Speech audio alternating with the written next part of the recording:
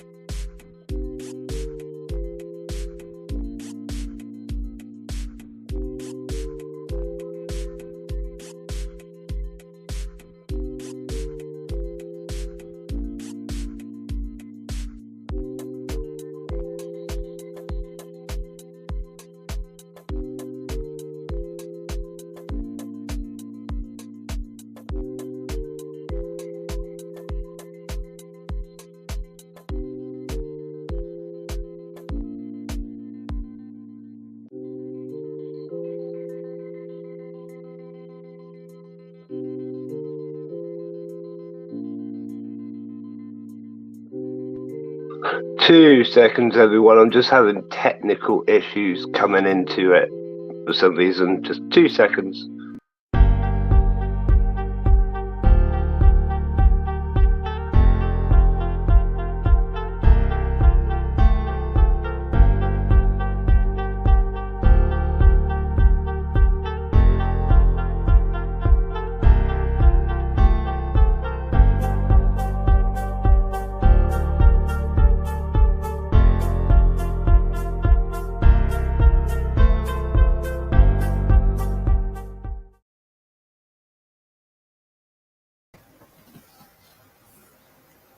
There we go. Good evening, everybody, and welcome to the Picnic Table Chat Show. This is episode 8, and tonight I've got with me Incredible Inverts. If you want to go ahead and say hello, Phil. Hey, how you all doing? Thanks for having me. Thanks for coming on, buddy. It's a real pleasure to have you back on the show. So, as always, we've got a few questions to go over. I'm going to try and sort out my technical issues whilst we're going, but don't worry about that. So, if you see cameras flicking about, that's all. So, first, can you just tell us when you started keeping all these incredible inverts and what really got you into it? Well, first off, it was actually reptiles first when I was 7. And then I was probably keeping stick insects probably from about the age of 9 and breeding them by the age of 10. So I've been keeping them well over 20 years. Oh, wow. So really loads of experience you've got then. Yeah, so I've been keeping, reptiles. I've got sort of around 25 years sort of experience of keeping and breeding. And what sort of reptiles did you start with? First one was leopard gecko. Yeah. When I was 7, then got a pair, then end up with more leopard geckos, and then I was at age of 10, I got my first snakes, which was a young pair of Mexican black king snakes. Oh, wow. And then was breeding them only, a few years later. That's quite impressive. So you didn't even just stay with an easy snake to start with. You jumped in with quite a decent one. It was, I mean, Mexican black kings, I didn't really find necessarily difficult. So, no, not. And they were dirt cheap when I first got them. They were as cheap, if not cheaper, than corn snakes. Oh wow! Okay, that's quite impressive. Yeah, they've shot up in price over the years. They were deemed a beginner snake. 20 odd years ago, and I bought them with birthday money. So I think the pair cost me maybe 20 quid. Nice. That's not bad at all. Whereas nowadays I'm seeing them like hatchlings at over £100. Yeah, easily over. Yeah, I mean the snake trade is just insane with the money that's in it.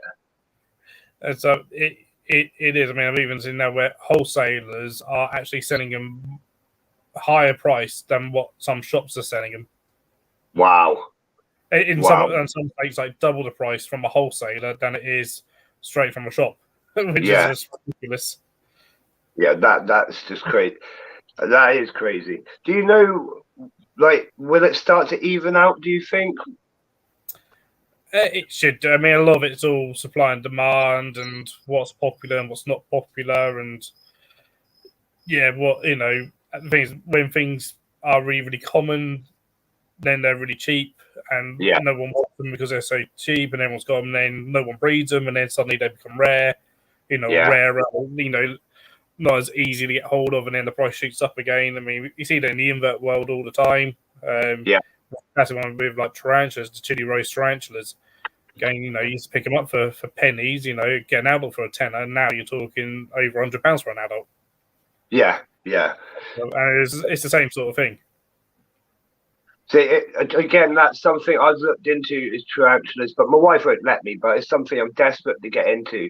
But again, the money that's involved in keeping them is, it rivals ants. I don't know if I can do both. I mean, that's it. I mean, and any invert, there's, some scorpions are over £100 a scorpion. Yeah. You get some that are a tenner. So, I mean, probably a lot of people for tarantulas, a lot of people say the ultimate is was it Panther Beta Solaris, and you're talking maybe £600 for one. Wow. Wow. That's a lot of money. Yeah, they don't come up very often. No, I can see why. So do you currently work at a zoo, don't you? Yep. Yeah, I work and live at a zoo. You work and live at a zoo. It's absolutely mind blowing to me that that's like actually a thing, because it's like a dream job for most people, but actually doing it is another level. So how many animals do you think you actually look after? Oh, easily. I mean, in terms of work, easily over 100 species. That I'm in charge of on a daily basis. So obviously, that most of those are invertebrates. So I've then got the reptiles, got some birds, and some mammals, and also aquatics as well within that. Right.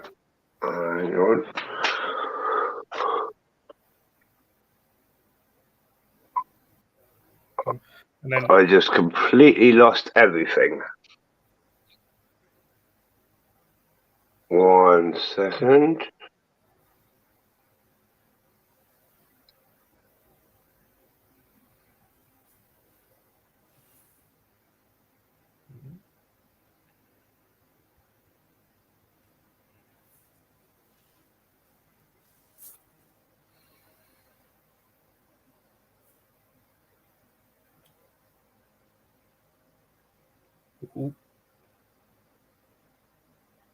looks like I'm taking over.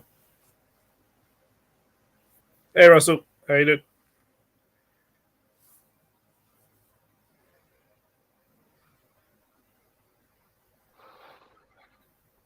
Oh, I apologise for that. I'm back. I'm sorry. I don't know what happened there. I don't know. Sorry, would you mind answering that one again? How many animals do you actually think you look after? Roughly around 100 species.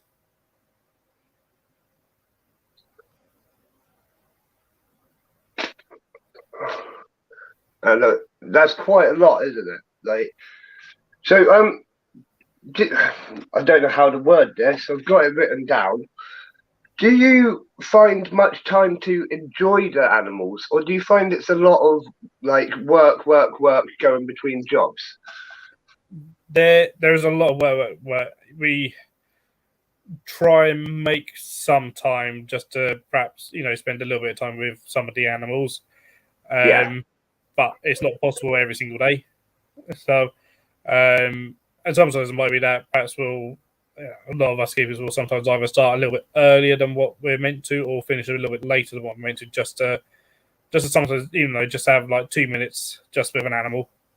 Yes. There are sort of time constraints, and you've got to get a lot done. And on top of not just the animal management and doing all that, it's all the public safety side of things as well. If it's a busy day, you're going to have lost children, you're going to have lost parents, you're going to have first aid calls. Wow. Okay. Yeah. Deliveries coming in that interrupt things, and you've got to drop everything and go and sort out a delivery. All sorts of things. So like you're constantly fighting for time. No, that's fair enough. So is it a job you would recommend to someone who's into like inverts and animals, or is it something like with chefs they say if you enjoy cooking, don't become a chef? Is it that sort of thing that it might put you off? It's a great job for someone who really is passionate about the work, and actually I know a lot of keepers who perhaps have given up their private collections because they're a zookeeper and stuff. Yeah. Okay. Purely because they get fatigued. It knackers you out. I know someone friend of mine. He done a whole DWA room and stuff, and then very soon he was starting to be like, everything feels like a chore. Yeah. And it was like, either I've got to change my job or I've got to let the animals go, because it was like one thing's going to suffer and stuff. Yeah. So he decided to let his animals go because he was like, well, I'm not. I don't. He reckon he wouldn't be happy working anywhere else. So there is that. I mean, I've still got, for me, a fairly decent collection of inverts privately and stuff. And it is a case of, I finished my day job, 8 hours working with a load of stuff, come up here and do another 2-3 hours a night kind of thing, and stuff. But that's what, that's what keeps me happy. That's it's my passion and stuff. So zookeeping. If you like animals and you love animals, and basically that is your passion, and your passion is conservation, animal welfare, all that sort of thing. It is good. It does come with some caveats of not every place is necessarily going to treat you well. I'm quite lucky where I work; it does treat us very well. But I know a lot of keepers are left the industry due to it's a low-paid job. You'll never be rich being a zookeeper.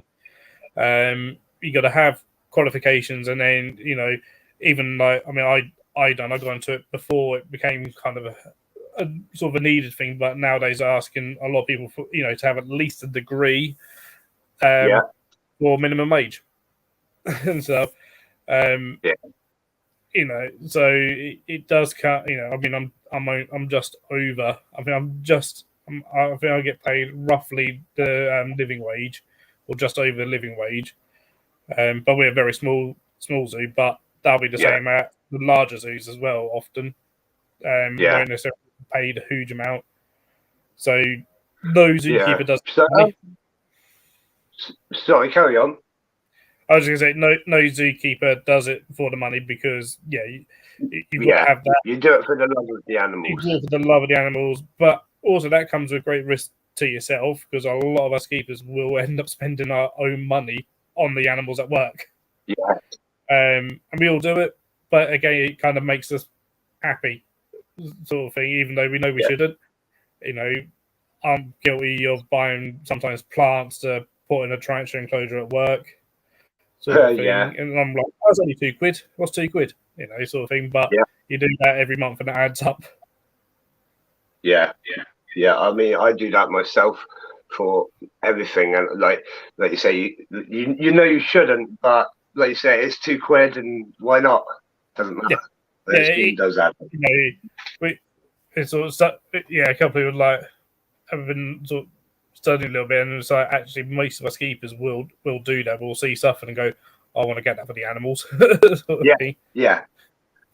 So there's a couple of things that you mentioned there that I want to touch on, and one of them is like, what sort of enrichment do you try and provide for the animals in the zoo? You say that you see stuff and you want to buy it for them, and you go out and try and spend a few hours with them.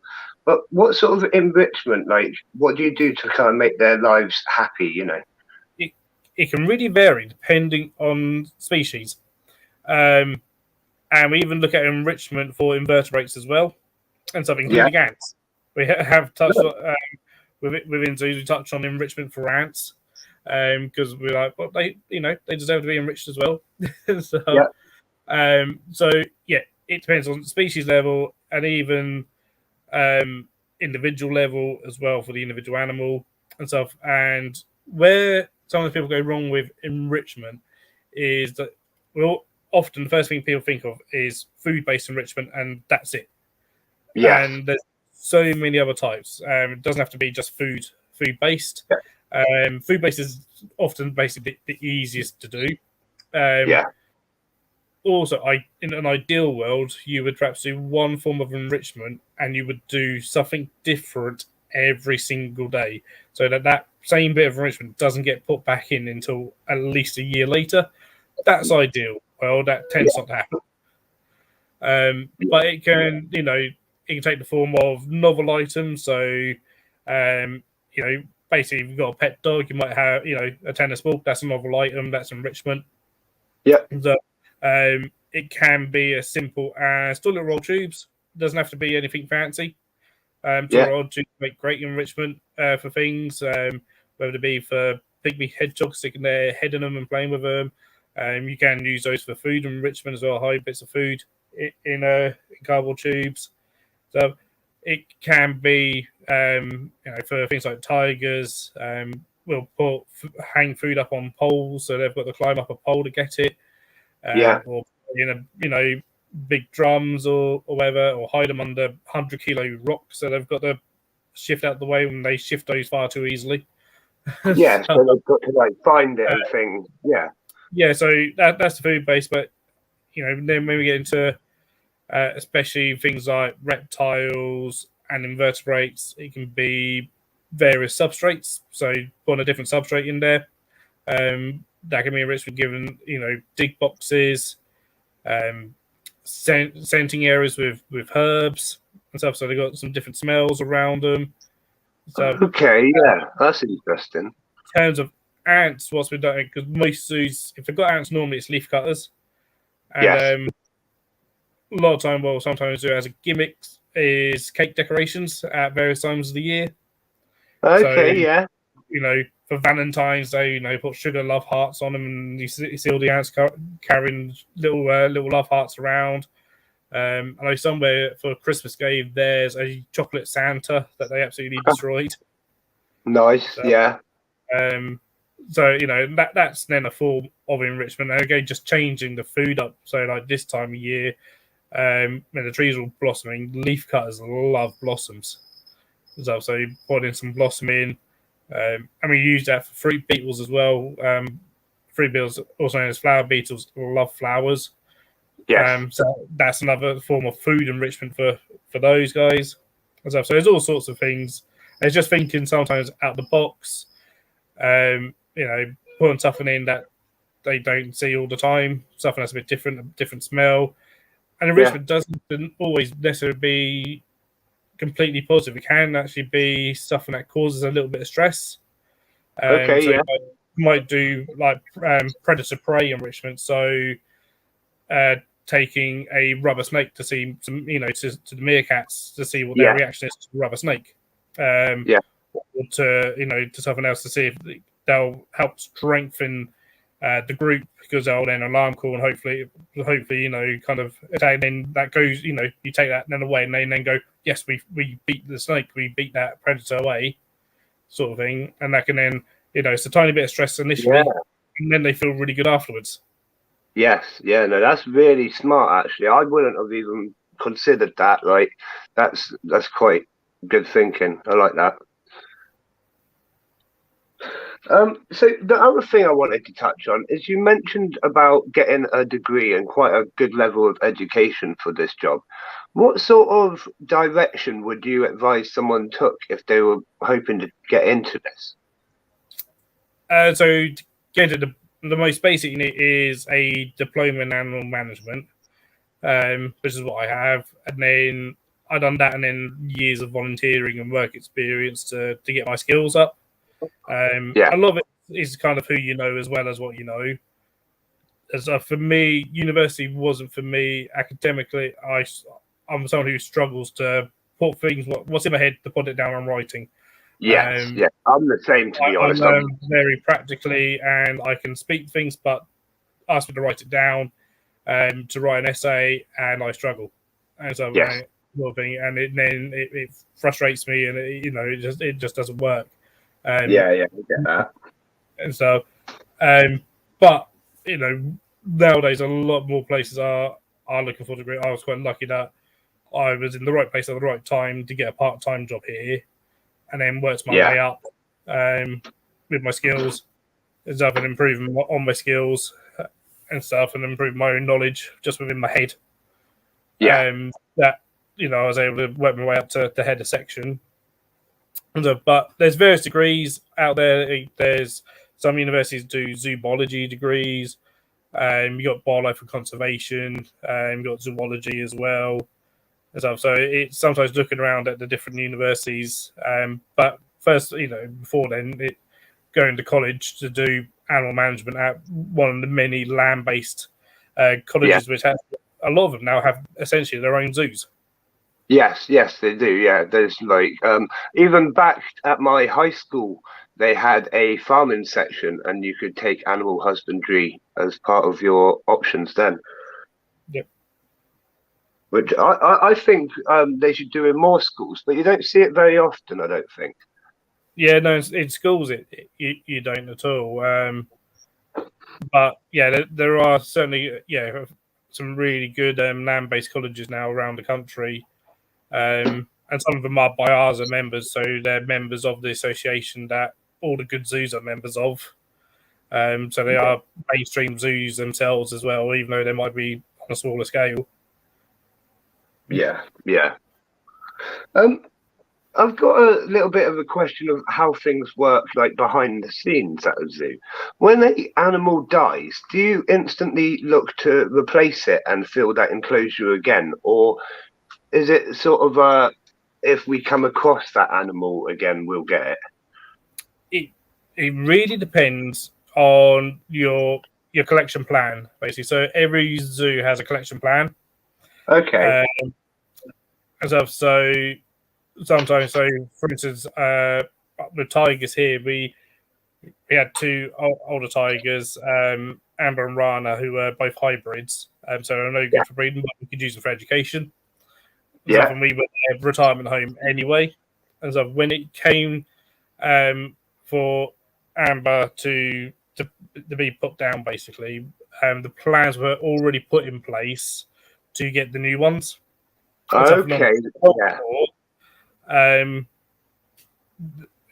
enclosure still was empty for a few months because of take the opportunity to change things around, to add some bits to it because we were going from two old hybrids that were kind of no real, not Hutus, to go into two purebred Sumatrans, ex-breeding program.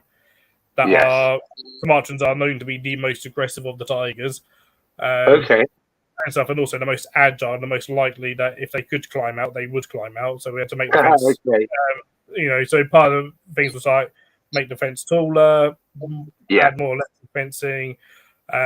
We also had to build a medical cage for the older one because she came to us with eye issues. That was kind of put in place. So, and that's purely because for us, they're kind of our main animal. That's what people come to us to see, our tigers. And so we knew we were going to get tigers again for that enclosure. And we're basically a year before any decision was made, we'd actually put in place of what tigers we were getting.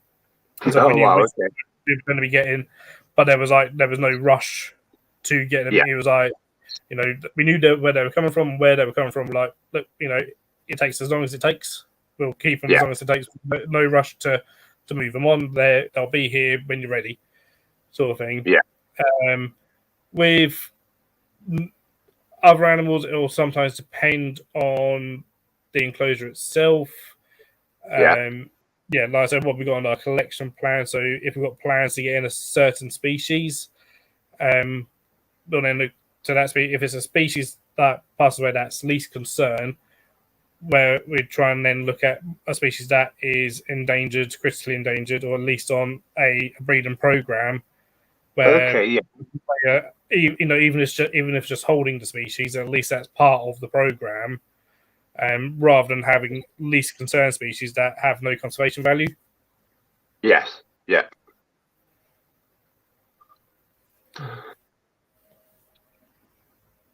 So, sorry, I had a really good question then. I was lost it because I was listening to you.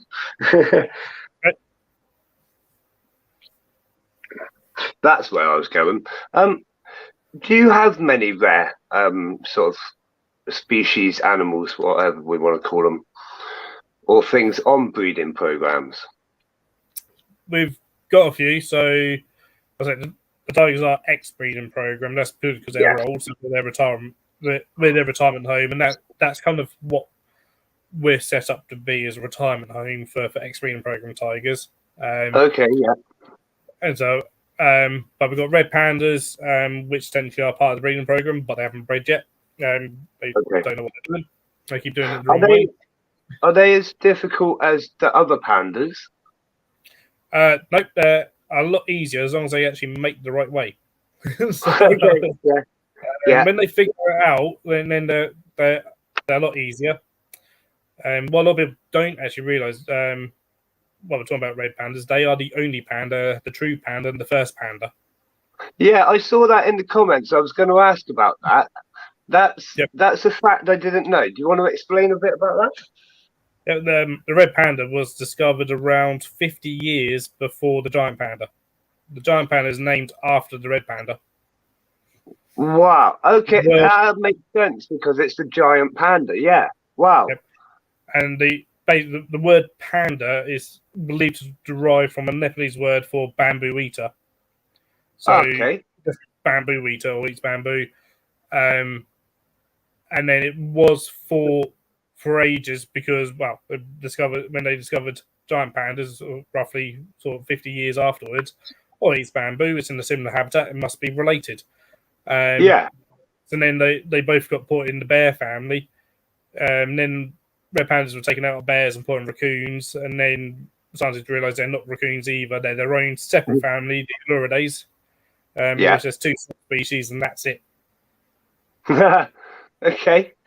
Do you think that, like, obviously we're finding lots of new species all the time, do you think there could be more out there? Because there's not a very wide diversity, is it? Oh, there's new species being found all the time. Literally, there's new species being found all the time, mainly invertebrates, because there's lots of invertebrates that I don't know about. And stuff. And there's lots of areas of the world that haven't been discovered yet, that haven't actually been explored. And I would argue probably it's a good idea not to even explore them, leave them be, and hopefully they'll be safe. Probably end up destroying it. No, I agree with that. Some places shouldn't be touched because, like we say, they could develop and just carry on naturally. Definitely. Us as a species will find something and exploit it. Obviously, I'm not. No one, but like our history, as a species, is not great when we discover something. So, and then other things we've got main walls on breeding programs, which we've got babies of at the moment. And not a lot of places actually keep, let alone breed main walls. Red-bellied tamarins on breeding program we either just had baby. It's my day off today, so she's either giving birth today or she is hopefully going to give birth any day now. Wow, cool. Baby tamarins. I'm expecting on my section hopefully baby pygmy marmosets, which are on breeding program. So we've got a few things on breeding programs. That's really cool. What happens with the babies as such? Do you grow them to a certain age and then try them into another breeding program? Yeah, so if they are on what's called an EEP, so that's the European Endangered Program, which is run by EASA, which is the European Association of Zoos and Aquaria, there will be what's called a subject keeper. That person is in charge of the species for the whole of Europe. That person where each of that species goes. So for our main wolves, for example, their babies, they're born in December, just after Christmas, actually. The guys in charge of them, their keepers, will soon be having to go to the subject keeper to say, right, they're now whatever age, and the subject keeper will basically at some point go, right, you need to shift one off to wherever, you need to shift this one off to wherever. So it's not up to us as a zoo. So for any animal that's on a program, it's not up to us. No matter how much we might love that animal, we can be told at any point, you've got to move this animal onto this other place, and you're going to get this one. For animals on programs, if you don't keep the species, but you'd like to keep the species, you've got to apply for the species and be approved for it and stuff. And then you've got to prove when you get it that you can look after it properly. And stuff. And also you need permission to breed the species as well. You're not allowed to just say, well, we've got a pair, so we'll breed them. You've got to have permission from the subject keeper to breed them. Okay. That makes a lot of sense because you want to keep track of all the population and who's doing what. But it is surprising. There's homes for those offspring to go to before they're even born. Sort of thing. That there's definitely going to be a home for them. If they're not on a program, then it's just down to individual zoos of where they go. Yeah. Okay.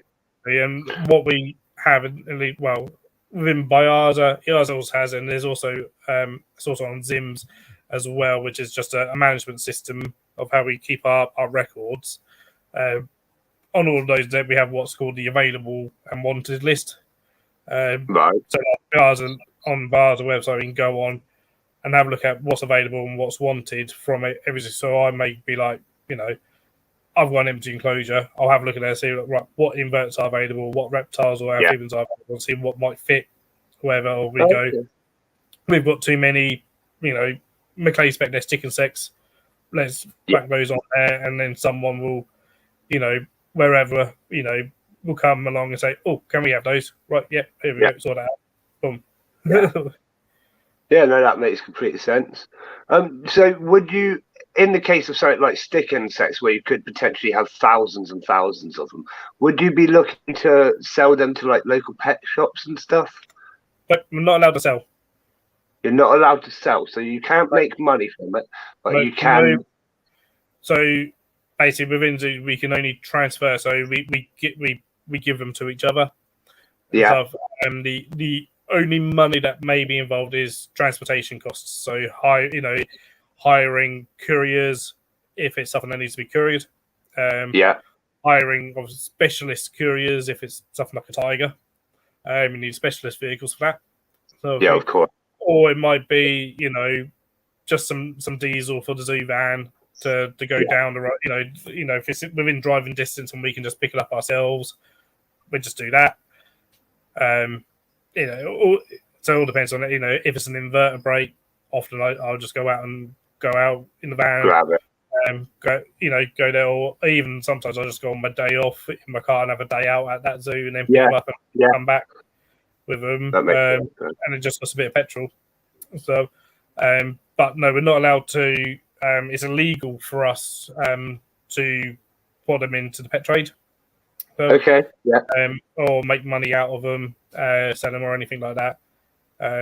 It's not something that we can do. No, I mean it makes complete sense. I think there's a lot of regulations around zoos these days, and they were obviously put in place for a good reason, because zoos, they used to have quite a bad reputation. Some of them weren't the best at keeping the animals. So I think, when they put all these hard rules into place, it definitely helped things improve, even if it has made things a little bit difficult. Yeah, I mean, we need them, and zoos themselves are constantly making the rules stronger. Yeah, putting more in place all the time.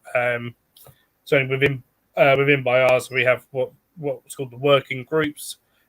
So I go to the reptile and amphibian working group and the terrestrial invertebrate working group, and within that we can, those working groups will advise zoo licensing and stuff in terms of things, and stuff on what's needed to, because there's still some bad zoos out there. Not every zoo is good. So, certainly isn't. So, and to be a zoo, all you need is a zoo license, which is your local council just issues that. So, and that's then very basic regulations. Then BIARs holds you to higher regulations, and ERs holds you to even higher regulations. But both of those are just membership organisations. So we basically, our work has to pay them both money to be a member. We say, look, we're going to hold, hold ourselves to these higher regulations that you ask for. So, but yeah, we can influence that. So, was it only 2019? I think it was got put into zoo license because of BARS, a reptile amphibian working group mainly, that all reptiles have to have measured UV light. That has to be measured every week. So with photometer 6.5. Is up because there were still some zoos that weren't giving their reptiles adequate lighting. mainly non-buyers. And when I say zoos, well, that covers whether it's a zoo, wildlife park, safari park, butterfly house, animal sanctuary. If it's open for 7 days of the year and you pay money, whether it's a donation or a set fee to get in, it has to have a zoo license. The zoo, right? Okay. And it's sometimes those sanctuaries that, because they're far less regulated, that's where like what we need to put this in the licensing. So the ones that definitely have to have a license have to abide by this set of rules. Yeah. So there's actually quite a lot to it that I didn't know about. I mean, you'd expect there to be a lot to it, but I didn't know any of that. Oh yeah, and there's a lot more that I don't know as well. Sort of thing. Yeah, of course. It's one of those things. I mean, if I was going to set up a zoo, I'd definitely be asking you a lot of questions, though. We have had a brilliant question here from 8 Legs 4 Wheels. It says, has Brexit made the movement of animals between zoos for breeding harder, as we in the invert hobby are finding it with some species? Yep. Yeah. A hell of a lot harder. To the point where was it only a few weeks ago, Jersey Zoo, which is one of the best zoos in the world. Yeah. And kind of the reason that zoos are the way they are now, it was Jersey Zoo that started it all off of like, look, we need to do conservation. It was Gerald Durrell who was like, we need to improve this. And arguably, if it wasn't for him, zoos wouldn't be as good as they are now. Actually, they may actually be stopping all of their in-house breeding programs because they find it too difficult to actually get stuff off the island and to get back onto the island for the breeding programs. It's just becoming too difficult because of all the politics around it nowadays. And so, we're certainly finding it harder. I mean, knew it was going to be hard. That's why, sort of before it kind of all happened, there was a mad rush a couple of years ago where every zoo in the UK was getting stuff in from mainland Europe very, very quickly. We're like, not sure we're going to be able to do this again, sort of thing. What's it going to be like, when it finally all happens? And we find it really, really difficult. There's a lot more money involved in terms of paying for all the paperwork and stuff, whereas before, all the licenses and stuff to be able to bring stuff over. We're trying to source a female bird for one of my male birds, and there's a few in mainland Europe. There's currently none in the UK available, and it would actually potentially cost us far too much to transport the bird from Europe to here, purely because of Brexit. Yeah. Would you say it's easier to get from other places in the world? Say if you wanted to get an animal from India, would that be easier than getting something from Europe? No, that wouldn't be easy. I mean, we've never got anything from that, anything outside of Europe ourselves. There was a few years ago, one of the larger zoos in the UK managed to do a couple of shipments from the US with some geckos and frogs. But that took, I think, over a year of organising. Oh wow! And so it was a lot of organising, a lot of paperwork. It cost a lot of money and stuff. But it was bringing brand new genetics into the UK. And to basically set up brand new breeding programs actually within Europe at the time. But I know it did cost them quite a few thousand to do it. Wow. Yeah, so that is a big project. Yeah, so getting stuff from out kind of further afield for a small zoo tend not to do it because it's Crow+. So just all the legal costs, and then also kind of going on, is there actually a need for us to do it. Yes. It's, kind of thing, arguably for a smaller zoo, no. If it's something that's not in existence in perhaps, like in Europe, then it's better, arguably it's better for one of the larger zoos to organise that and to do that because they'll have the funding, but also the expertise in doing that. Yeah, they can fund it a bit better and whatnot, can't They they? can Yeah. fund it. They've got the expertise. They've got, all the legal backing as well. But it's not something that really happens all that much, really, unless it's a rescue mission sometimes. So places like Jersey, they've got stations all over the world. They went out and rescued a load of reptiles from an oil slick. Oh wow! And stuff. So they've already bred them in captivity. They didn't have them more than a year, and they're breeding them. So, but that was very much we need to get out and save these animals because they're going to die. Yeah. Okay. Yeah. So gotta get out there and do something about it. Yeah, exactly. Yeah, but again, they have those expertise. They have the staff, not just at not just at the zoo, but they've got staff around the world. Yes. Working on various field projects that they can literally just get sent out quickly to go and rescue animals. So I know you said yours is quite a small zoo, and it's probably not likely to do this. But do larger zoos send? You mentioned it there. Do they send like students out to do research projects and things? Do they fund that? Some zoos do. Some of the bigger zoos will fund research or conservation projects for keepers to go out onto and stuff. But it depends again on the individual, zoo, the individual that's applying for it. How many staff they have and stuff like. For here, we potentially just 4 keepers a day. So to lose one can be, quite crippling. Yeah. Yes. And so, whereas there's some zoos where their reptile invert sections will be 15 keepers. Wow. Yeah. Sort of, maybe 8 keepers on a day, kind of thing. And it's sort of one less probably ain't going to make too much difference. Yeah.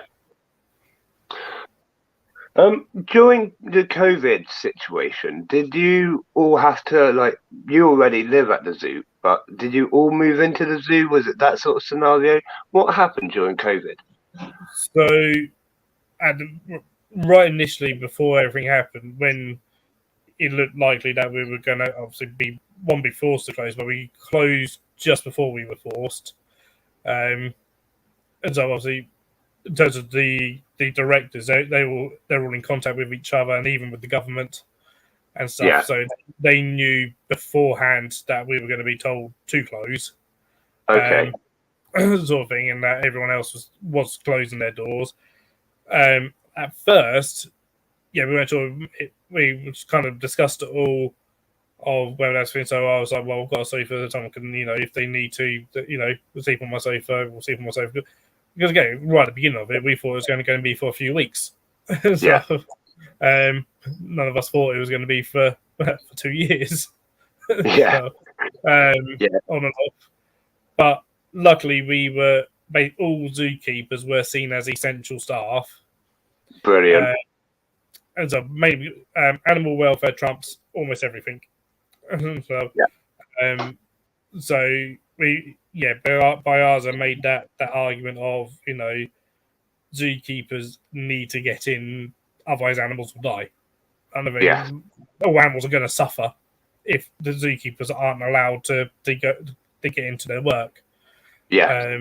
So it didn't come to keepers having to be, staying here, but our management put in plans that if needed, they were going to bring in caravans to put on the car park if needed, and stuff. So we were kind of working things out of right, worst case scenario, this is what's going to happen.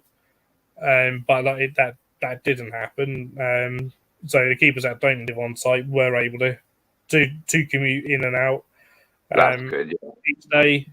But it did go down to just literally 4 of us keepers in a day, looking after the whole zoo and trying to stay away from each other. Yeah. At first, so the first month or so of it, I wouldn't see anyone. I was literally in my buildings, kept to myself, and literally it was just radio chatter, and that was it. But luckily, because we're quite small, we're family run. Our doctors were sort of like, you know what, we're closed. Radio policies out the window. They're just sort of like, if you want to swear, swear. We don't care. Yeah. Kind of thing. Have your banter, say bad jokes, you know, do this, that, the other, you know, do it because you need to do it for your own, you know, keep morale up, kind of thing, because this is weird times. Yeah. And so, whereas a lot of places probably wouldn't have said that, you know, because obviously normally we don't swear on the radios because everyone can hear it, but they're like, you know what, no one's here. Stuff. Yeah. If you want to do what you need to do to get through, isn't it? Do bad jokes with swearing in it, go for it, kind of thing. As I've just, you know, trying to help us out and stuff. So that's where I started. I was quite lucky being in buildings. I was like, well, I can put a little CD player in and just listen to music whilst dealing with the animals. And then I started listening to podcasts doing silly videos for work. Yeah, and it was actually, it was lockdown that kind of started all this for me. We started when we was able to get a bit of help in, because a lot of the bigger zoos were doing like Facebook Live talks and stuff with the animals. And I was like, oh, you know, that's quite a good thing. We know perhaps we should do that. And we kind of all the heads, we all met and we were like, well, we all need some help, kind of thing, because we're doing everything. And stuff. So we'll need at least a little bit of help. So then we was allowed a volunteer each a day. Yeah. And so to free us up so we could do some Facebook Lives. And it was that basically gave me the push to give YouTube a go. I was like, well, if I can ramble on for an hour about spiders on Facebook Live, maybe I can film my own animals and talk about them. Yeah. Well, we're glad you did, definitely. If there's anything that's good that come out of lockdown, it's that. Yeah, definitely. It gave me the push to give it a go. And so, again, and part of it is going through one of our managers, our operations manager, she set up a secret Facebook page just for people to do with the zoo. We could share things, you know, for all the people that were laid off, you know, that were furloughed, that weren't allowed in. We could send them pictures and stuff, and do online quizzes and this, that, and the other, and keep in contact with each other. So my initial first ones kind of experimented, just putting them on there and stuff, and seeing what their reaction was like. And stuff, and then got basically the person who does all the graphic design work now for the zoo to design my logo, sort of thing. So I was like, well, I'll give her a little bit of money for it and stuff, and because I was like, I know she would do a great logo for me. Yeah.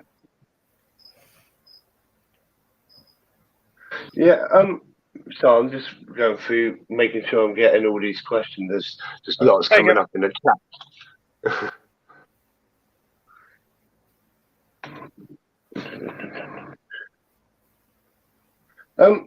That's it. So, out of all the animals that you sort of handled, do you have a favourite?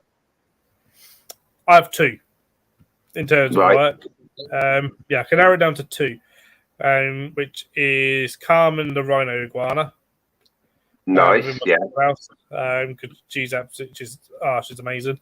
And then Rosie, the female red-crested turco, which is a beautiful bird. Which, if you see my logo, it's the bird. It's basically the bird that's sat on my shoulder on my logo. It's, the red-crested turco. Yeah, fair enough. It's not one that I know off the top of my head, but I'll have to have a look at it. They are stunning birds. Bright green with a red crest on them, red feathers on their wings when they open them as well. And then a lot of people don't realize they're one of the only true green birds. Because they store colour they saw 2 types of copper pigments in their feathers, whereas most birds, like a green budgie, is not green. Right. We just see it as green, but they don't have any green pigment in their feathers. Yeah, okay, I get what you mean. That's confusing, but interesting. Yep. But Rosie, she was hand reared and of a zoo. She gets a lot of, enrichment by actually interacting with people, and stuff. Like if she doesn't see me for a few days, when she then sees me, she gets really excited because she's just like, "Oh, you bring food and stuff," and she quite often, sometimes if she doesn't see me for it, she just wants to sit with me. Yeah. Do you find you get quite attached to the animals? Yes. Yes. Yep. You do, and sometimes you don't even realise it. But you'll always hear keepers say, we're not meant to have favourite, or we're not meant to get attached to them. We know that, whether they've got to move on to other zoos at some point, comes to end of life. And that is the hardest bit of it is euthanasia. As I've made that decision, it is hard. And it depends, and sometimes you don't know how it's going to affect you. And I mean, sometimes it can be an animal that you don't work with, but because it's been euthanized, it affects you. Certainly with our older tigers that we had here, I never worked with them, but I said hi to them every day. I walked past them every day, and it was kind of a weird feeling of when they got euthanized at separate periods, but both times I felt kind of the same feeling of, what we do here, we do go and sort of, they were anaesthetized. We went in 2 by 2 kind of thing, to basically say goodbye. And so, and it choked me up, absolutely choked me up. But I then felt really guilty. I was like, why don't I work with them? Why do I feel upset? Why am I crying about this animal going when I've never worked with it really? And I felt kind of guilty of like, what are their main keepers going to think, that I'm upset when they're the ones that should be upset, and I'm definitely upset and stuff. But it was, I didn't expect it, and it just hit me. And so, and even actually not that long, only a few weeks ago, we had to put down one of our donkeys due to her age, and her health basically catching up with her. She was in her 30s, and so, and that as well. Again, don't work with the donkeys, but I see him and you say hi. So that affected. It never gets any easier. As of the day it gets easy dealing with stuff like that is the day you need to quit. And so, the day that an animal death, whether whether euthanasia or not, if it the day you can just brush it off and be blasé about it, that's the day you go, what, that's it, I'm not a zookeeper, I'm not an animal keeper, I need to leave. No, I think you're right there. It's part of it. If you're passionate about it, you're going to fall in love with every animal, really, aren't you? Yeah, absolutely. Yeah, definitely. We've got a question here from Ants England. I'm just going to bring it up. If you had to live in one of your zoo enclosures, what would you pick? Because at the zoo recently, and they do have really cool monkey hammocks, don't they? But that's an interesting question. Which enclosure would you like to live in? So that is a difficult one because, like, monkey one, your monkeys, like, the hammocks may be comfy, but the monkeys may not leave you alone. So depending on species of monkey. So what I've got here, well, the tortoise house, which is nice and warm, but again, the tortoises probably wouldn't leave you alone, and you get covered in tortoise poo all the time, which wouldn't be nice. Yeah, that's not the best. So aardvarks you could sort of cuddle up with, but they'd also beat you up at the same time without realising it. or molest you in ways. Aardvarks are weird. They're fantastic things, but they sometimes get a bit close to certain areas. Okay. So, but suddenly, a few people have had aardvark noses, snuffling their crotches, and you're like, oh yeah, no. That's a weird one. Yeah, no, it happens. Or they try and knock you over, sort of thing. Just because they're big, they don't know how strong they are. They don't realise. So yeah. So I mean, in terms of, for me, I would probably choose. I don't know, probably rhino iguana, maybe, because again, it's nice and warm. Yeah. She'll probably cuddle up to me and not going to necessarily attack me, sort of thing. Yeah, that's fair. Quite an interesting question, though. Yeah, it is. I mean, there's arguably some that would perhaps have comfier beds, but you perhaps wouldn't get left alone. Sort of thing. Yeah. See, I was thinking monkeys until you said that like things wouldn't leave you alone, and then I thought, no, that's probably not a good idea. Yeah, if you're going to go primate, maybe lemurs, because like ring body, very loud, but they wouldn't necessarily go and try and bite you. Yeah, they just play with you. They perhaps play with you a bit, and then they get bored, sort of thing, But yeah, other things, certainly things like capuchins or whatever, they're not going to leave you alone, potentially. Yeah. They're actually my favourite type of monkey. I like the capuchin monkeys. Oh, they're fantastic. Hugely intelligent. Yeah. Very intelligent. We've got 3 yellow-breasted capuchins here. Yeah. See, I live quite close to Monkey World, so going up there is like an absolute treat for me. Yeah, I enjoy that a lot. It's something I've done ever since I was young, quite regularly. So we've got quite a few other questions here. We've got one from Crazy Antics. If you could keep one extinct animal in your zoo, what would it be and why?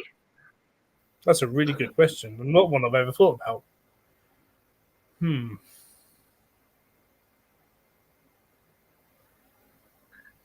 It is a good question. We'd all like to see a T-Rex, but we know how Jurassic Park played out. Actually, I'd probably go with a mammal. That might actually be the thylacine. Okay. It's not one I know. The last one was in a zoo in like the 30s. I mean, horrendous conditions. It was the 30s. But to be able to, to see an animal like that, and actually, display in a good way, and actually do like conservate, to be able, if that was ever a thing, to be able to, to bring those back, kind of, because they went extinct because of man, because humans have made them go extinct, and unfortunately, the only real footage we've got of one is the one, black and white footage of one in a concrete enclosure, which unfortunately is a lot of people still see zoos like that today. Or that's their view of zoos today, which is not, or certainly, hopefully, is not the case for a lot of zoos. Yeah, hopefully not. I mean, I don't think I've ever experienced that myself, but I haven't been to an awful lot of zoos. Yeah, we've got something like over 400 in the UK. Wow, yeah, that's a lot. That includes, your small, and some of those are farm parks. Yes. Okay. Yeah. Sort of thing. So it's Yeah. See, obviously, in other countries, they're not at the same standard. I think my wife went to Thailand, and some of the zoos over there are definitely not up to our standards. Oh yeah, no, definitely, and even within Europe, Eastern Europe are not up to our standards. There are some that are fantastic, in other places. Again, America, you got the two ends of the spectrum. In America, you got the really, really good ones. Yeah. And they've got AZA, which is the Association of Zoos and Aquaria. And you got good ones that aren't part of that as well. But then you got your really bad roadside ones, in America that are really, really bad, really shoddy and stuff. Yeah. And for any vending industry, you get good and bad at the same sort of thing. And unfortunately, a lot of people judge a whole industry based on just the bad side of things. Yeah. Yes, of course. So, but it's certainly, always the way. My director went on a conference to Indonesia and stuff for the Asian Zoo Associations and stuff, whereas ours are basically presenting to them how to improve things, and this is what we're doing in Europe. I think they were joined by the Australian Association as well. Of look, this is we're all technically all colleagues, so let us help you. Let's bring you up to sort of our standards and stuff. And sometimes some of it is it is a monetary thing. Sometimes it's a political thing. So, where things happen. At the moment, obviously, with what's going on in Ukraine is hit zoos really hard, because that is, we can't imagine that. So we set up our own Ukrainian zoo fund, or part of, we put money into the Ukrainian zoo fund to help our colleagues out there. And the fact that there has been at least one, possibly two zoos in Ukraine that have been bombed. Wow. And where the other day, the news got released within zoo groups that a zookeeper that got killed, just trying to look after the animals there. And he got shot down. Oh, he got gunned down. And they are targeting. They're targeting the zoos as well. There are keepers out there currently, obviously, fearing for their life, but wanting to protect the animals. That's how much we care for our animals. Yeah. Well, that honestly, when I've been watching all the stuff about Ukraine, it hadn't actually passed through my mind. But that's blown. Wow, that's crazy. Yep. Yeah. So a lot of UK zoos have been putting money into that. So we done a thing in March to raise money for their the Advancing Herbological Husbandry Conference in March. The Adrian Manor Zoo raised money for the fund as well. Yeah. Wow. Just reading these comments as well about Berlin Zoo. Berlin Zoo, I think I've heard of that one before. It's maybe quite large, isn't it? But not the best. I've never been. Sometimes problems with older ones is where things, I don't know how it works necessarily in Germany, but like say in the UK, where some of our older zoos have listed buildings and they're not allowed to change them. Yes. And sometimes down on the listing will be, you have to keep this animal in there, and then it's law, and that trumps everything. Yeah. Which that's really odd. That there's certain things like, you have to keep this animal in this enclosure, and but it's not suitable anymore. It might have been 100 years ago. That's what it was 100 years ago. But it's not anymore. Nope, you have to, because it's law. I was like, well, no. And even I know places like Dudley, a lot of their enclosures are listed, or the buildings are listed down to the paint used. What? Wow. And the paint's not even manufactured anymore. And there's one person that's licensed to be able to paint them with this one particular paint that has to be made specially. So it's too much money to do it. So it looks really shabby. But it's because they're like, it costs them too much to actually do the correct paint on it with this one person who's legally allowed to do it. Yeah. To let it, it looks shabby is deemed better by the listing people, which is just stupid. So no, just let them paint it with any paint. So, it's not going to damage the building by painting it with paint. No, definitely not. They should just, yeah. I mean, one thing I do know, and this is just a random fact actually, is the Tower of London was a menagerie / zoo until not even that long ago. Yeah. But, so so the menageries is like your first zoos, if you like, and menageries are deemed to have been absolutely horrible. Yes. And stuff, but and then London opened up as the world's first scientific zoo. Yeah. Okay. The world's first scientific. I didn't know it was the world's first. I know that they had one of the first. Like it's a big zoo. It's London Zoo. It's very famous, isn't it? But I didn't know it was actually the first. Yeah. Well, as a scientific, so it wasn't like conservation, but they had the Zoological Society of London and were trying to do some science. So. So obviously, the first zoo to go down the route of conservation was Jersey Zoo with Gerald Durrell. Yeah. And that was in the 50s, so not really all that long ago. No, not long ago, really. Like in the grand scheme of things.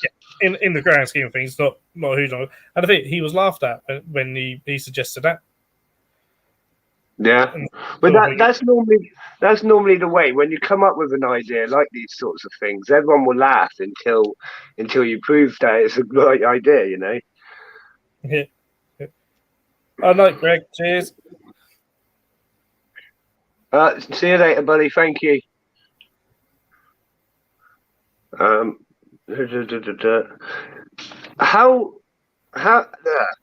I lost my words there. Have you been bitten many times by many animals, or have you seen many bites in the zoo? We avoid that wherever we can. Just for our sake, but for the animals, it's better for the animal if it doesn't bite. So, I mean, I've been bitten, but it's only ever been by private, in private sort of side of things. So, like when I was a kid and didn't know any better, going in and picking out king snakes and stuff, they'd bite me and stuff. But or at college, I did get bitten at college.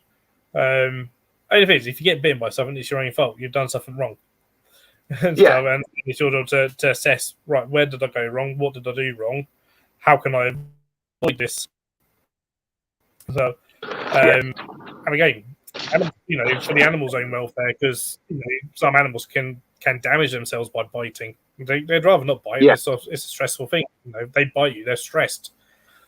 So we try and avoid that wherever we can. So whether that be using various tools, so like snake hooks, for snakes and training and stuff. So you like to train with a lot of animals. So if it's something that you might have like boards in front of you and stuff, so there's a whole host of things that you can use to avoid bitten. With some animals, you perhaps don't share even the same airspace. So I know with certain venomous snakes, what they do, they never actually. There's always something between them. So certainly things like king cobras are vastly intelligent. You can train them to go into a trap box, sort of thing, and it gets closed up, and you're never in the same airspace as that animal. Oh yeah. I mean, king cobra is one that scares me. Yeah. Yep. But it's what. No, they have it. I'm pretty sure they have it at London for their king cobra. I'm pretty sure Venom Tech suggested it to them. They've done it. Literally, they have a trap box and they just slide the door open, and because the king cobra thinks, well, there might be food in there, it goes in, slide the door shut, and then they can do all the maintenance they need to, safe and the snakes in a box. They haven't had to hook it down, to touch it, they haven't had to do anything apart from slide a little door, sort of thing. And I don't know if there been any danger to them or the animal. Wow. Yeah. I mean, I think a lot of animals can be trained in that way. It's not really training them, is it? But they sort of get to know the habits that they need. And I think a lot of animals get that.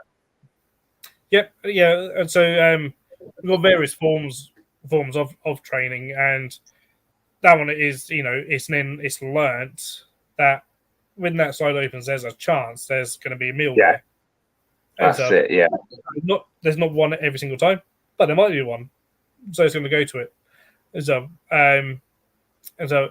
And that's what part of it is. So you get you can do like target training and station training and stuff, crate training. So you train an animal to go into a crate, or carry box or whatever on its own accord, sort of thing. Yeah. Which is less stressful for the animal and for you.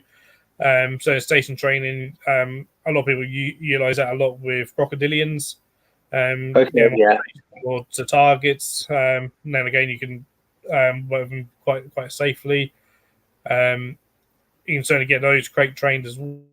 With their Philippine dogs, are able to get them to swim into a cage, so they could do conscious blood draws from the tail, but all in a safe manner. And so training is used for husbandry and medical reasons. Not for doing tricks. If it's for doing tricks, then why are we doing it? So it's all that's sort of the root of training, and also just some of it to get the animal thinking as well, just to get its mind sort of thinking something different. And again, training can be enrichment. Doing training exercises. Yeah, and they enjoy it. They enjoy that. And it's always going to be on their terms as well. Yes. Of if they don't want to do it that day, that's fine. They don't have to. And again, back in the day, animals would be punished if they didn't do stuff. And now that the modern way is, you go, if you don't want to do it, you don't want to do it. That's fine. That's cool. It doesn't matter. Yeah. You still get all your food. You still get all this. You still get whatever. So if you don't miss out on something. Yeah, it's a wild animal. It shouldn't. You can't force it to do anything. The moment you try, if you're forcing them, you're doing it wrong. It's you're meant to you reward what you want. You don't you reward what you want and you ignore what you don't want. Yeah, definitely. It's like that's basically the rule I take with my youngest child. Yeah. We're doing any kind of that, and whatever, like with the tigers is doing what we don't want it to do or whatever in the training, so we just ignore it. Yeah. And we once it does, they do, and they're switched on. They know what they're doing. They tend to do what you ask them to do anyway, and so when you go, here you go, here's your reward. So if they do the behavior you haven't asked for, you just ignore it and wait for them to do the one that you have asked for. Yeah. What was your sort of views on shows and things within zoos? Because some of them, like some zoos, have just bird shows where they just get the birds to fly around an arena. What's your sort of thoughts on that? Because I suppose that's quite enjoyable for the birds as well. It can be, yeah. So for the ones that are trained to fly, yes. Certainly, and again, form of enrichment. You're allowing them to fly. You're allowing them to stretch their wings and stuff. And there's potentially no right or wrong answer. So people there's definitely kind of argue. They debate about whether birds should just be in the aviary and that's it, or should it be allowed to to fly. And so I mean, if they're ones that are trained, and again they're trained in a way that they're not, at the end of the day, with that you are relying on food a lot of the time. Yes.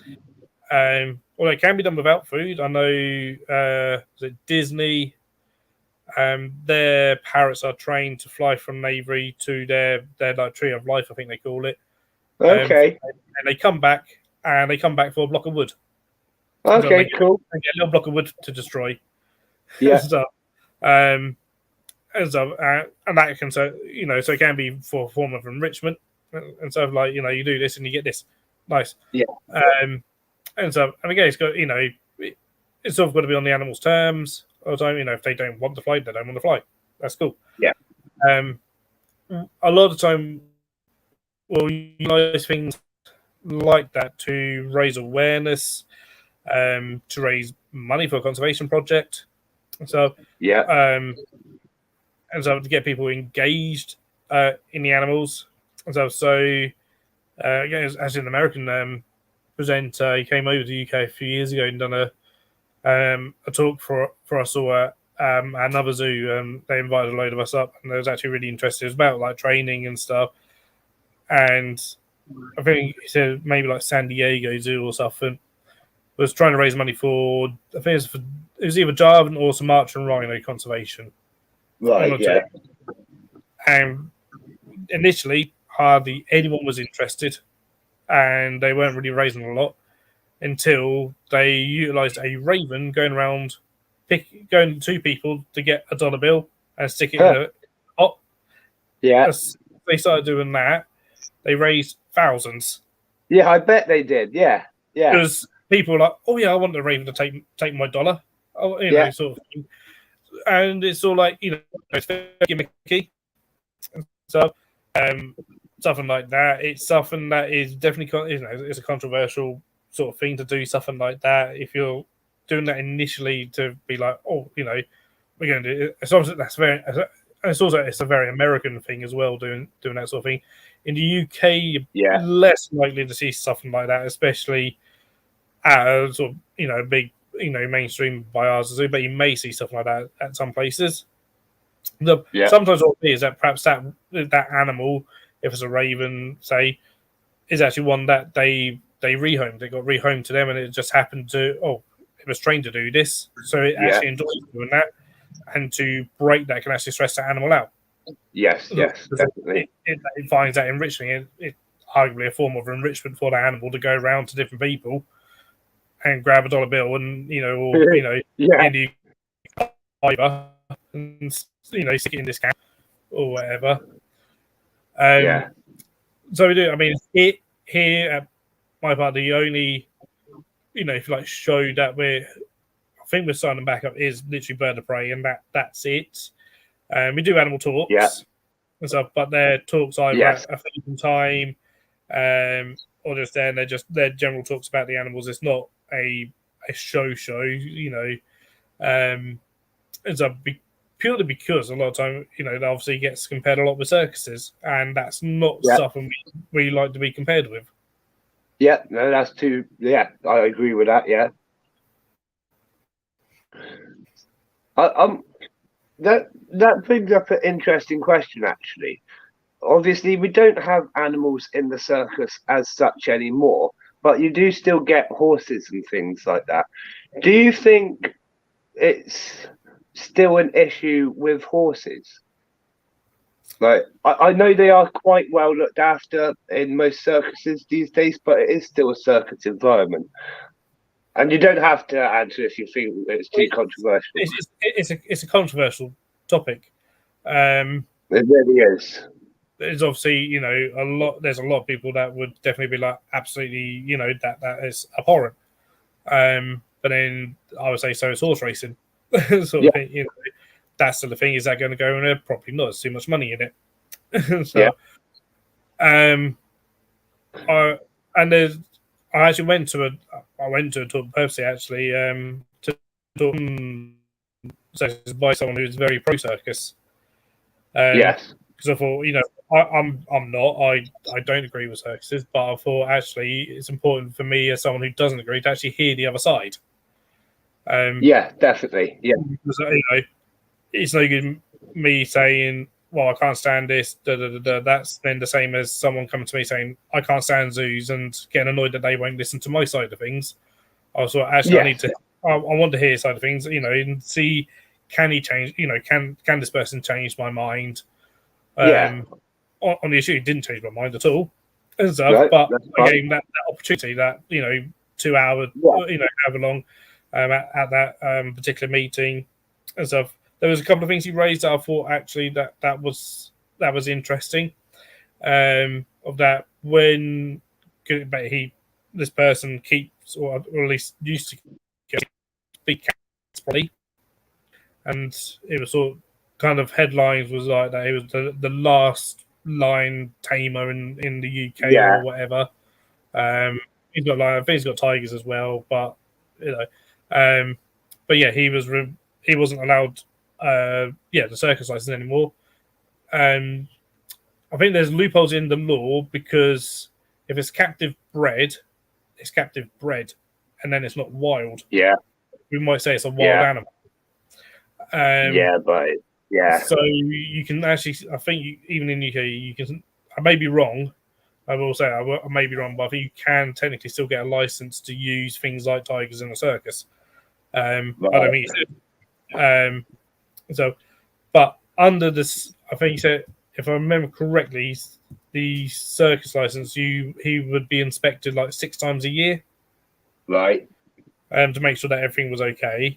And I mean, he claimed they never had any fair issues and nothing was like refused based on welfare grounds and stuff, and that may be the case.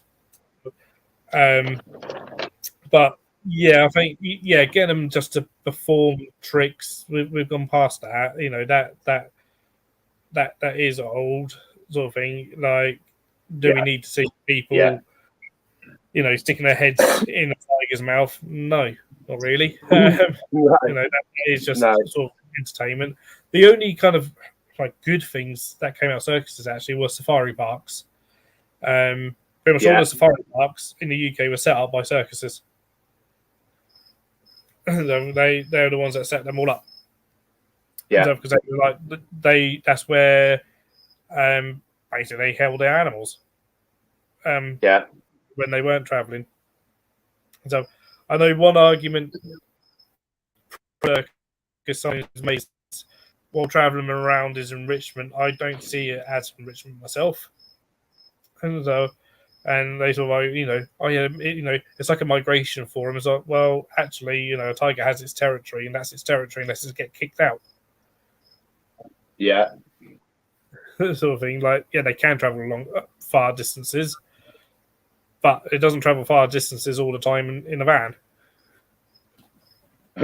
Yeah, it's not quite the same, is it? Like sitting in the back of a van and going on. Yeah, and and there's some people that that are pro that will always be pro, and you'll never perhaps you have to agree to disagree. Sometimes, there are some people out there that think like, how can you give good husbandry unless you go in with a tiger? And I'd argue you can give really good husbandry without ever going in with a tiger. We never go in with them. There's I always going in between us. It's far safer and stuff. And so don't risk it. And so if you can do all the training, you can do everything with protective contact of there always being strong mesh in between you, and you can do medical stuff between mesh easily. And with a bit of training. And that's far safer on the animal as well. Yeah. I wouldn't be going anywhere near a tiger, to be honest, without probably several layers of mesh between us. Yeah, you need good mesh. I mean, because even under heavy sedation, it's dangerous to be in there with them. Yeah, because they could wake up. And that's it. And when they are, under heavy sedation, we're for an operation or whatever. Like we actually done we had a world first operation on one of our tigers here, and it was done on site within one of the houses. Yeah, under heavy sedation, God, and Neve's just watching it, but at the same time, a couple of people with guns around you, or I wasn't part of the operation, but around there, as a last resort of if that wakes up, then you have to shoot it. Wow, sort of thing, because it's deemed too dangerous. Yeah, wow, that's scary. If you can't get it, you can't keep it asleep and stuff. So, and that's purely for protection. No one wants to do that. No. But by law, there has to be people there with guns, just to be on the safe side.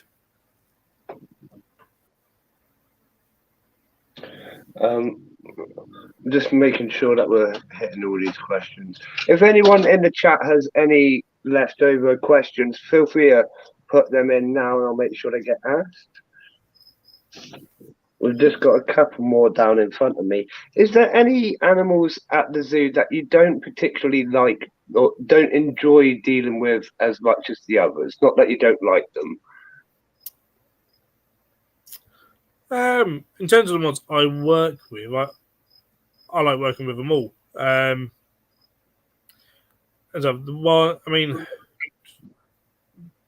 There's none here that I necessarily wouldn't work with. There's ones I would, I'm very much a reptile and invert person. That's what I work with. I'm not necessarily a huge fan of working with primates. I don't have a huge experience working with primates. I don't think I would ever want to work with great apes. They just don't appeal to me. And certainly things like chimps, they're too dangerous for me, sort of thing. I would not. They're something I wouldn't want to work. We don't have any of those here. We're not big enough. They're not something that would ever interest me in working with. Give me a saltwater or crocodile any day. I'd be far happier working with that sort of thing. But I mean, in terms of the animals here, there's not really anything that I hate working with. There's animals that I'm glad I don't. There's some animals I'm glad I don't have to deal with. The otters, they stink. Absolutely pong. Whereas my animals don't. I've noticed that. I have noticed that about some animals just smell absolutely awful in comparison to some. Short crocodiles, we've got like 12 of them, they reek. They absolutely pong, especially the house, absolutely pongs. So I'm glad I don't have to deal with that. Ocelots absolutely stink. Most of the absolutely stink. The maned wolves, interestingly, they smell like an illegal substance. Right, yeah. That's annoying, isn't it? Yeah, they smell like a certain plant that some people smoke. Yeah. To the point that we've had police called on us to investigate because people think we're growing stuff, and we're like, but no, it's the wolves, it's the main wolves, sort of thing. Oh wow! We didn't even realise that they actually smell like that until we had people asking where we growing it, and we're like, what are you on about? That's what not. Like, and there's like, oh, it really smells like. And we'll get people sometimes, coming up to us like, well, there's someone smoking over there, and we're like, oh no, it's most probably the wolves. So that's quite interesting, actually. Do you think it would be like a natural? Is it in their urine? Do you think, or just some? I don't know. That's and their feces.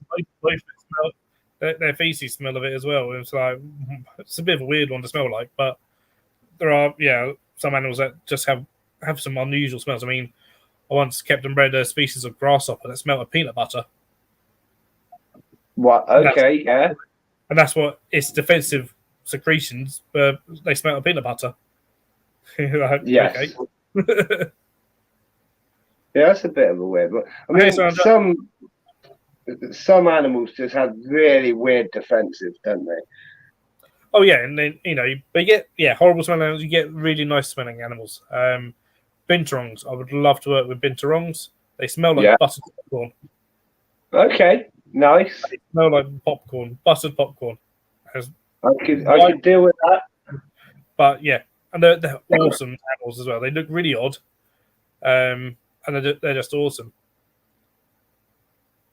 That's it's interesting. Like you say, just different smells and stuff. It would be quite. I'm just imagining walking through the zoo, just like, what is that? What's going on over there? Brilliant. Yeah, all sorts of smells going on. So, and also a lot of people. You sometimes see a lot of people public that will moan about like an area smelling bad. Like, it smells in it. Normally it's because it's been cleaned, and that's why it smells. the animals out, and the animals go and shit everywhere. Yeah. It then doesn't smell like them, so they replace the smell. So like literally clean out an enclosure, you can give it a full clean, full disinfect. Within 5 minutes, it stinks because they've done a fresh poo everywhere. Yeah, marking their scent again, aren't they? Yep. Yeah, because they want it to smell like them. Yeah, which is really important. Is that something that you need to do regularly? Get everything out and disinfect everything, and again, it depends on the animal and the style of enclosure. So, okay. there's some animals that need a full clean every single day and full disinfect every single day because of the amount of mess they make. Yeah. Some animals only need a spot clean every day, and then perhaps once a week a full big clean and disinfect. Obviously, some animals, may go a month without needing a full clean. Then you go down to like the invertebrates.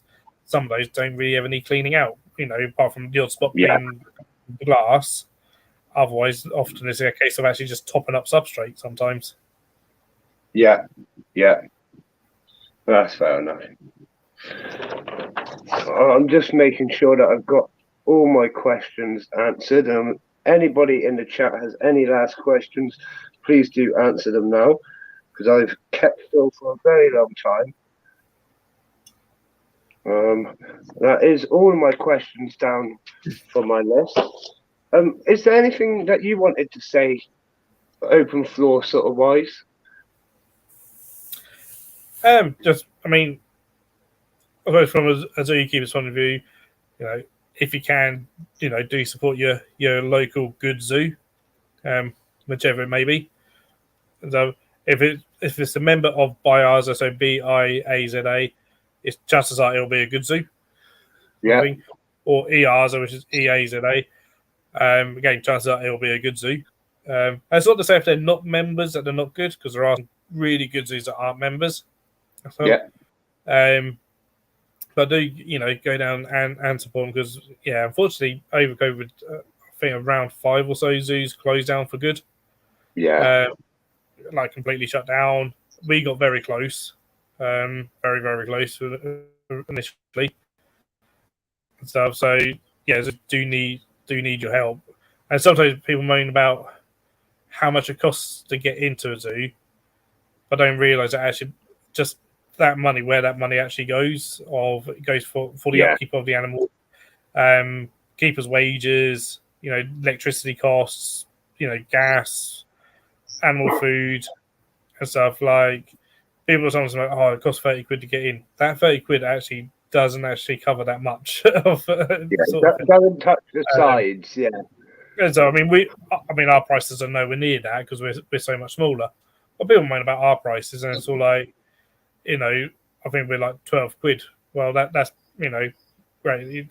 That's paid for 2 hours. Yeah, that's it. Yeah, it's not bills are high. I mean, I know it's reckoned that it costs us around $3,000 a day to be open. Wow. To be able to run. Wow. Yeah. Our running cost is around $3,000 a day. Wow. Because I've just to be open. But zoos, even big zoos, don't make a profit because all the money that's made goes straight back into building work and animal upkeep. Vets cost a hell of a lot of money. So, yes. And so I've just the call out chart. If you don't have your own on site vets, which we don't, we're too small.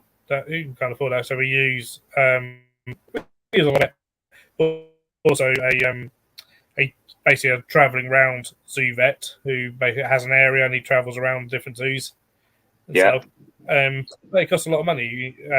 Having come out, we have to have him out ideally once a month as a vet visit just to do checkups and stuff. Then sometimes you have to do call outs, and that's a hell of a lot of money to actually do emergency call out. Sometimes people don't think about that. Obviously, unfortunately, that's why some zoos do cost a fair bit of money to get into. It's because that paying for all those things to be able to actually go ahead. So So where you can do support your good local zoo, wherever you can. So whether that just by visiting, that's one of the biggest things. So one of the best things, But even just sharing their social media posts, that can help a lot. So because it raises awareness of the place and stuff. Definitely. So you support with your feet. If you think somewhere is not good, don't go there again. Sort of thing, and find somewhere else to go and support that one instead. Yeah. 100% with you on that. Definitely support your local zoos. Like you say, over COVID, everyone suffered, but watching the zoos shut in, it was heartbreaking. I followed quite a few on Facebook over that period, and it was heartbreaking to watch them suffering. Well, that's it. Yeah, we lost Living Coast Zoo, that was a fantastic zoo. Down in Torquay. I only got to go to it once. That was when I was in college. Yeah, same. That was such a unique little zoo. Yeah. That we completely lost. So I think the local one is Colchester's good. So Colchester's a big one, isn't it? Callum will tell you that ain't all that far from me. Only about no more than an hour and a half from me, Colchester. That's not too far. And so Colchester's quite big zoo. Very hilly because it's all in an old quarry. Oh, okay. It is one I've heard of, but I haven't been there. Yeah, it's like built on like old gravel pits and stuff. So yeah, it's quite hilly. Okay. I'll have a look. There's probably a YouTube video of like a tour around it. Yeah, probably is. I haven't done one yet on Colchester. I've done Animal Zoo and Crocodiles of the World. Yeah. So yeah, 60. We're only 8 acres, so we're tiny compared to. Wow. Yeah. Okay. Wow. Big difference. We're not big at all. Yeah. But you're small and what's the word? Small and defined. I think. I don't know.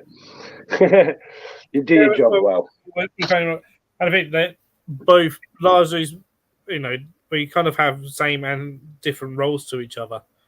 A lot of the time, the big zoos obviously have the money to do some of the big conservation projects. Sees conservation projects a lot more.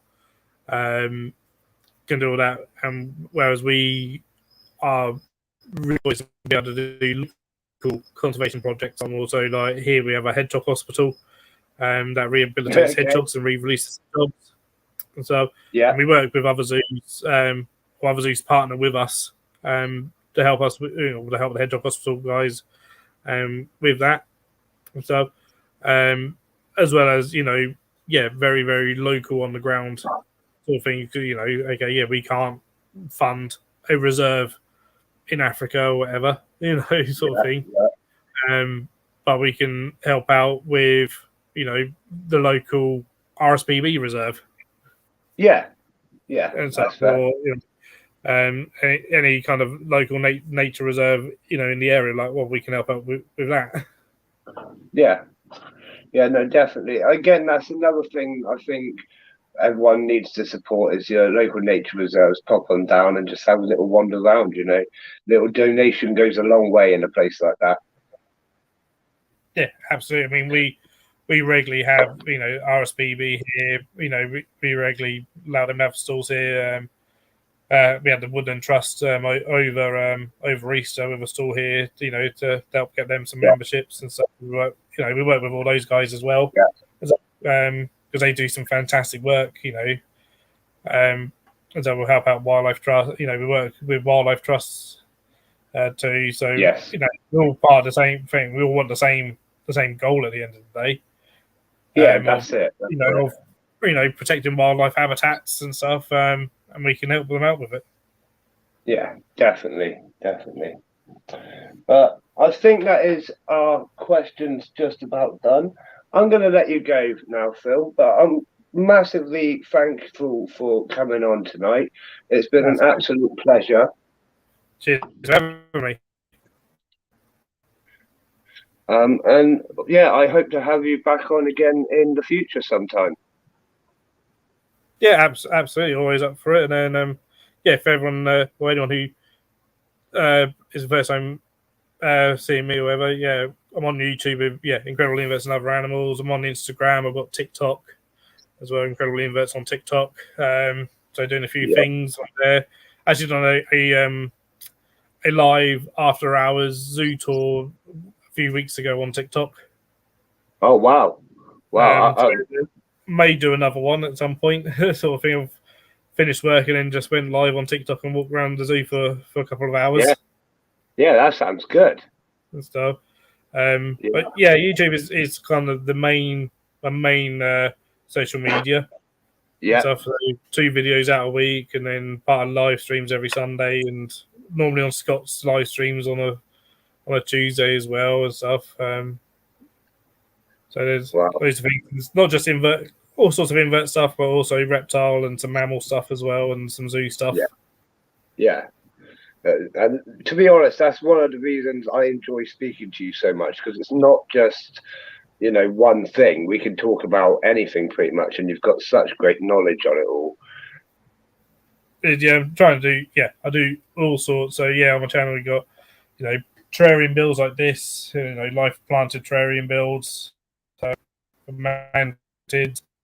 I've done one at the zoo for tarantula and stuff. That's all on there as well. There's even a whole there's a little mini series on there of working in zoo during lockdown. There's literally me walking around the zoo on selfie mode, just filming myself, talking about my feelings of working lockdown. So it was very much unscripted, just me walking around with a camera going, this is how I feel, sort of thing during that time.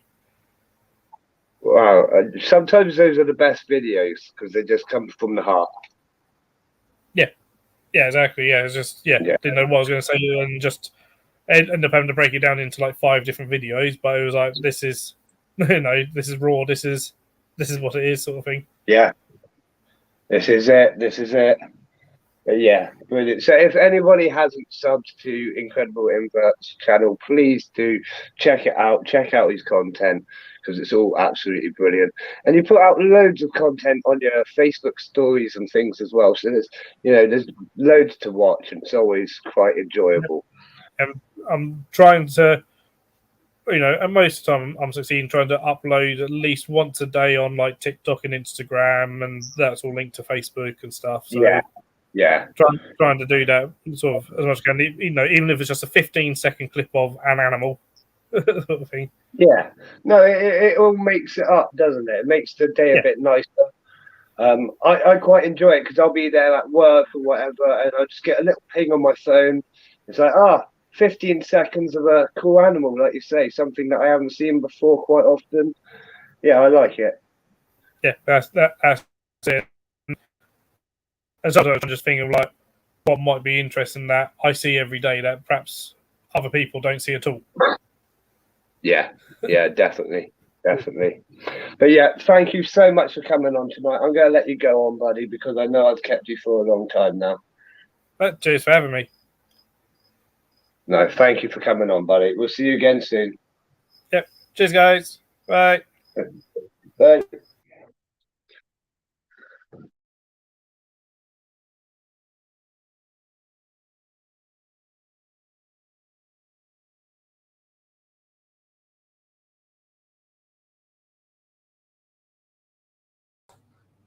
There we go. Hang on. Whoa, we got an echo. Hold on.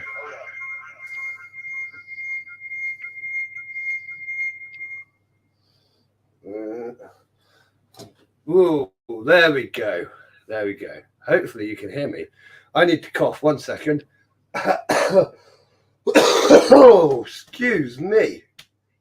That was a brilliant interview. I really enjoyed that. Phil really, really knows his stuff. Incredible Inverts and Other Animals. If you haven't checked him out, seriously do check him out on YouTube. I'll post a link in my Discord and on here and just about everywhere that I can. If Dean was here, he would have done it already, but Dean is currently unavailable, but he will be back very soon. We won't stay for too much longer because it is getting on to 11 o'clock already, and it's a school night. No, I'm only joking. But yeah, no, right. So it's not just a school night, and it is an amazing Wednesday. Do you know why it's an amazing Wednesday? Thank you for bringing that up earlier, Sadie from Ants England. Again, another amazing channel. If you haven't checked out Ants England, she's just come back from a very short break off YouTube. Check out her channel. Give it a little sub.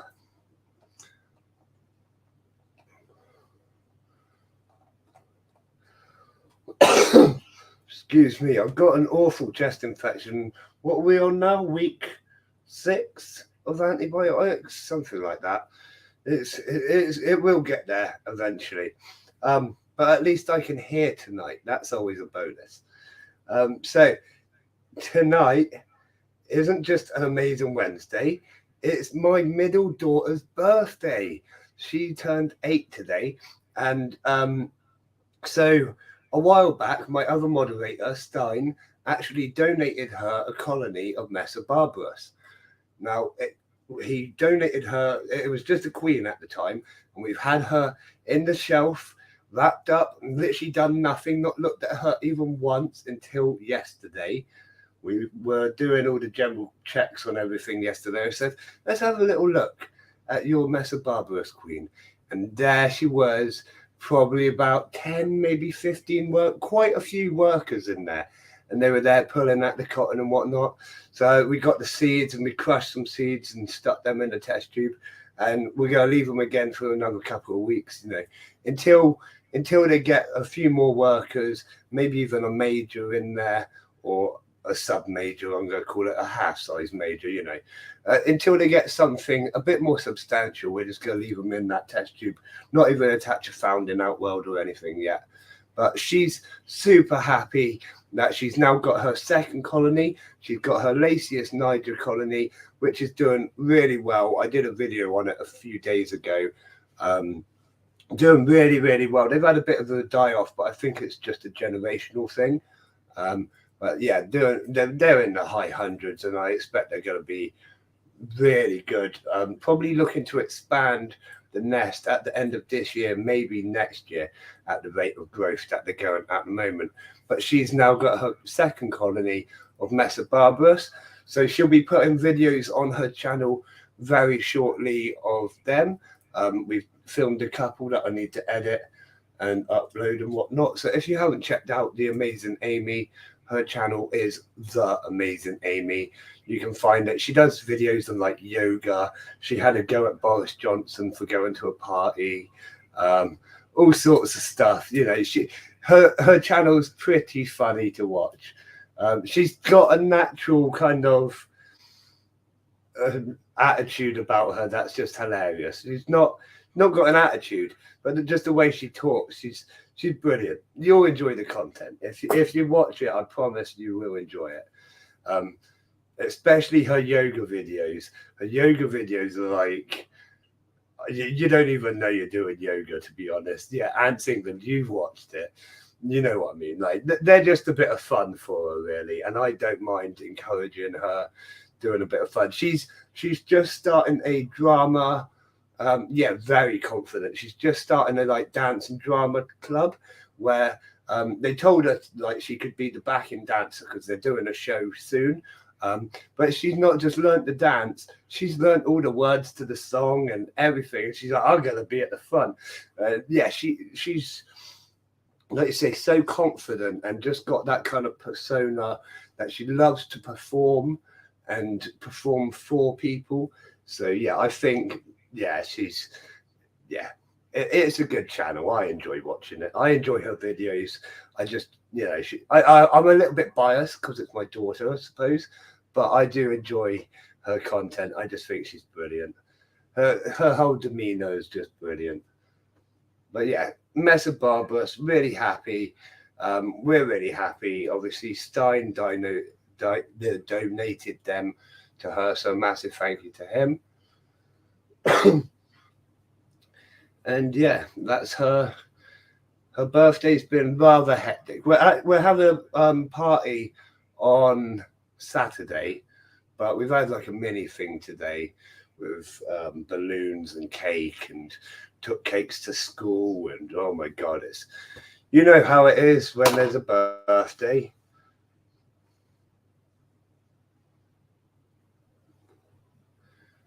Wow. There was one other thing I wanted to address before we all went on for the night, but before I say anything, I need a massive cough, so hang on.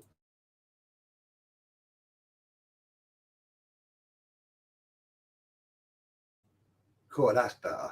I muted it for that, otherwise I would have blown all your ears off. The biggest thing that we need to address, look at the date, everybody. Make sure you are ready for nuptial flights. If you've got a test tube spare, even a lunchbox, anything like that, keep it handy.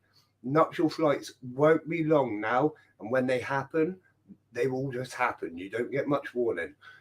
You can put multiple queens into the same test tube. You don't need to carry hundreds of test tubes. As soon as you get them home, that's when you need to divide them. Or in some cases, you can keep the queens together. But that's when you need to sort them. You can collect them into one container. Now, a lot of people don't know that, so I just thought I'd say that clearly several times. You don't need to carry hundreds of test tubes for each individual queen. They shouldn't fight amongst themselves. As long as you're not shaking that container about, they should be fine. So yes, get yourself prepared. Nuptial flights won't be long now. You don't want to miss out on catching some brilliant ant species. Even if you're not planning to keep them, catch them, release them after having a look. You know, it's a good day out, or a good time, a few hours, whatever.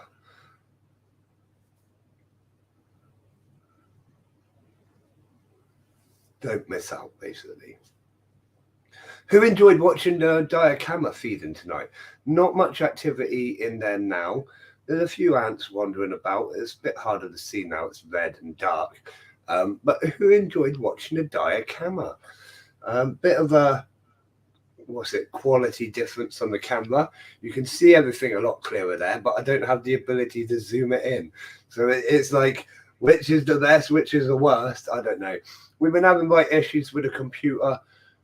I don't know, it was running on high power mode or something like that. It was not happy with me. But it seems to have sorted itself out now. But we're on the camera on my phone, and we're on the microphone on the computer. Seems to be working. Maybe we'll do it a bit more like this in the future. And wow, I just nearly dislocated my shoulder. That was a good feeling. Now, if you don't know, I can actually dislocate my shoulder really easily. It's an old boxing injury that has never healed and will never heal. But if I do certain movements, it just pops out. And normally I'm quite careful. That time I wasn't. Haha. That's a little reminder sometimes, just to be careful when you feel it start going like that. So I was going to do a quiz, but it's already quite late. So we're going to save the quiz for Sunday's episode. We've got some brilliant questions lined up. And on Sunday, we actually have a brilliant guest, another brilliant guest, because we've had a brilliant guest tonight. We have brilliant guests all the time now, but we always have, whatever. So who knows who's coming on Sunday? If you don't know, I'm going to tell you. Ants Hollifer is coming on the show on Sunday to have a little chat, little interview. If you've got any questions, feel free to ping them across to me now. I'll make sure they get asked, or just keep them and ask them on the night. Ants Hollifer, we all know Ants Hollifer. If you haven't checked out his channel already, feel free to check him out and give him a little sub. He's going to be on the show. It's going to be absolutely brilliant. Yeah, Ants England, it's going to be a good show with Ants Hollifer on. He's a good friend. We always chat really well. You know, it just kind of it flows because we're both really passionate about ants and lots to talk about. So yeah, Ants on 30 is going to be on Sunday, and we're going to save the quiz for afterwards. Then I expect we'll go until the later time of midnight on Sunday, just because we usually do. And the Wednesday ones are starting to finish around 11 o'clock now. I think it makes more sense doing it a bit more like that. I don't know. Sometimes we go to midnight, sometimes we go to 11. It's whatever happens. But I think I've covered just about every subject I'm going to cover tonight. Massively thank you to Incredible Inverts and Other Animals for coming on the show, gracing us with his presence and his knowledge. So much knowledge in one man's brain. It's like, I was going to say we want to crack it open and scoop it out, but let's not go there. Let's just sit on the carpet and listen to him like little children. No, seriously, like he knows so much. I really do enjoy talking to Phil and highly recommend his content on all the different platforms. But I'm going to love you and leave you. I'm going to say a massive thank you to my Patreon supporters. We have Katrina, we have Kevin, and we have Jason. You're all absolute legends for supporting the channel in its growth. And a massive thank you to Answer Us for supporting the chat show and helping it develop in all its different ways that it is coming along. Massive thank you to the community for joining in, bringing in some amazing questions and just being generally awesome like you always are. Massive thank you to everyone else who's involved behind the scenes for helping put the show together and running everything. And as always from me, I love you all so much. You're absolutely amazing, coming back all the time. I will see you again very soon. So as always from me, I'll see you again soon, Ant fans. Goodbye.